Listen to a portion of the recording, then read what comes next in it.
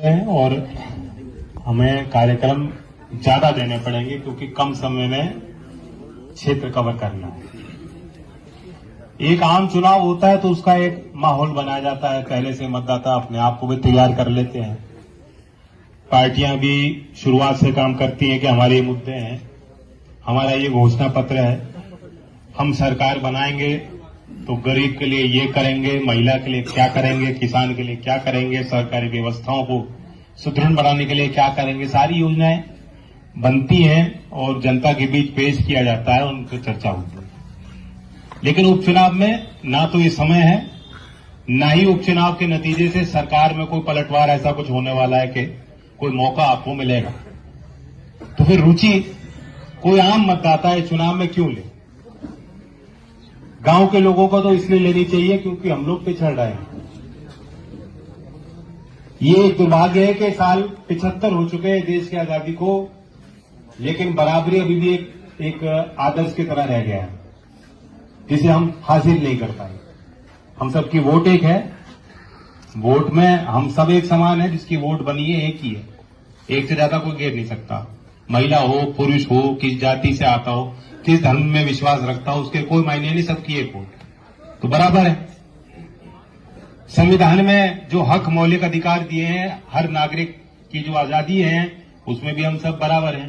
कानून की नजर में हम सब बराबर हैं, लेकिन बराबर हैं तो नहीं।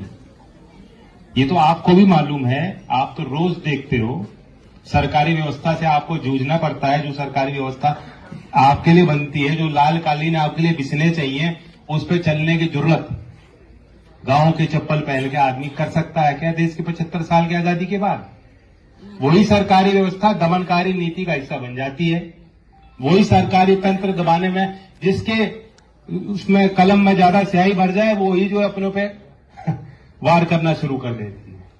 तो इसलिए चेक्स एंड बैलेंसेस की जरूरत है। हम सबको लोकतंत्र को मजबूत रखने के लिए निरंतर विजिलेंट होने की जरूरत है, सतर्क रहने की जरूरत है, और खास तौर से गांव के लोगों को, क्योंकि हम तो पिछड़ रहे हैं, हम बराबरी चाहते हैं, हम बराबर हैं नहीं।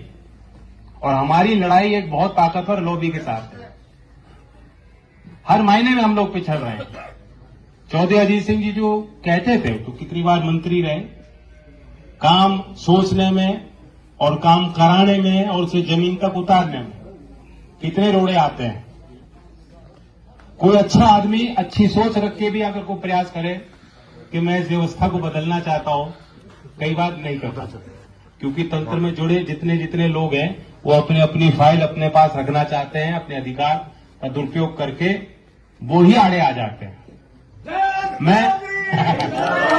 मैं बड़ी वैचारिक सी बात कर रहा हूं, आपको लग रहा होगा चुनाव का क्या फर्क है इस पर, लेकिन कभी कभी आपके आगे खड़ा हुआ तो ये मन किया समझाने का, बताने का।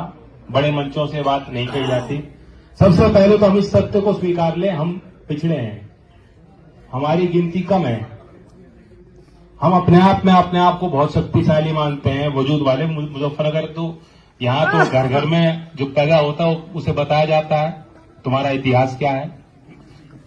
तो यहां के तो बच्चे वैसे ही अलग मिजाज के होते हैं, लेकिन सरकार में हमारे हिमायती बहुत कम है।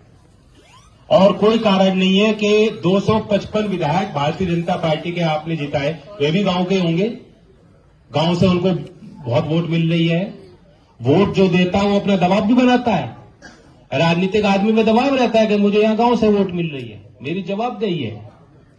उससे भी तो किसान कहते होंगे, विधायक जी गन्ने का भाव क्यों नहीं दे रहे, विधायक जी लागत बढ़ गई, गन्ने का भाव 400 रुपए क्यों नहीं हो रहा, 450 क्यों नहीं हो रहा, मांगने को मांग रहे होंगे लोग। और वो कहां ऐसे चेहरा दबाकर नीचे अपना झुकाकर क्या कर रहे होंगे विधायक 255? थोड़ी तो शर्म होगी उनके अंदर। एक भी कभी गया विधायक अपने मुख्यमंत्री के पास कहने के 20 नवंबर है, अभी तक रेट ही घोषित नहीं, नया इतिहास रच रहे, अगले साल ही करेंगे रेट। तो ये एक उदाहरण जीता जाता है, आप पिछड़ रहे हो। 19 नवंबर 2021 को समझौता हुआ लिखित में, कृषि सचिव ने किसानों को कहा ये आपकी मांगे थी, आपकी ये मांगे मानी गई। फतेह दिवस, विजय दिवस, मैं अपनों के बीच खड़ा हूं, हम सबको खुशी हुई, कानून तो वापिस हुए। लेकिन जो बाकी मसौदा था, जो सारी चीज थी, कुछ हुआ क्या उसमें? उन्होंने कहा एमएसपी की हम समिति बनाएंगे, समिति बनाइए। 26 लोग उस सदस्य हैं उस समिति में, और जो संगठन वहां बैठे थे धरने पे, उनको कहा 3 सदस्य अपने बना लो।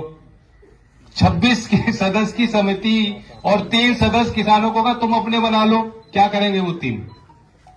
उन्होंने कहा था बिजली में जो कानून आ रहा है उसका प्रभाव किसानों पर नहीं पड़ेगा, जो मुकदमे दर्ज हुए आंदोलनकारी किसानों पे वो वापस लिए जाएंगे, एमएसपी को सुनिश्चित किया जाएगा। कुछ नहीं हुआ। तो ये क्या बताता है? ये बताता है हमारी आपकी लॉबी कमजोर है और उनकी लॉबी मजबूत है। अग्निवीर योजना कोई सोच सकता था? राष्ट्रवादी पार्टी जो राष्ट्रगान करके और जो है राष्ट्र की बात करके यहां सत्ता में आई है। पिछली बार युद्ध हुआ, युद्ध की उन स्थितियों में, परिस्थितियों में मोदी जी को दोबारा मैंडेट मिला, वरना ऐसा मैंडेट शायद गांव के लोग देने वाले नहीं थे। और वह राष्ट्रवादी पार्टी आर्मी के उस संस्था के साथ खिलवाड़ कर देगी, क्या किसी ने सोचा था? कहने को राष्ट्रवादी हैं, आर्मी के साथ खिलवाड़ कर रहे हैं। लड़ना हमें चीन से, मुकाबला हमें पाकिस्तान से करना है। लाल आंख उनको दिखानी, लाल आंख अपने नौजवानों की तरफ दिखा रहे हैं।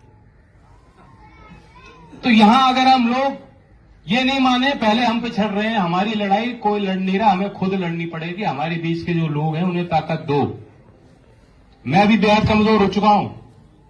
चौधरी अजीत सिंह जी बेहद कमजोर थे, लेकिन उन्होंने कमजोरी मानी नहीं, वे कभी हारे नहीं।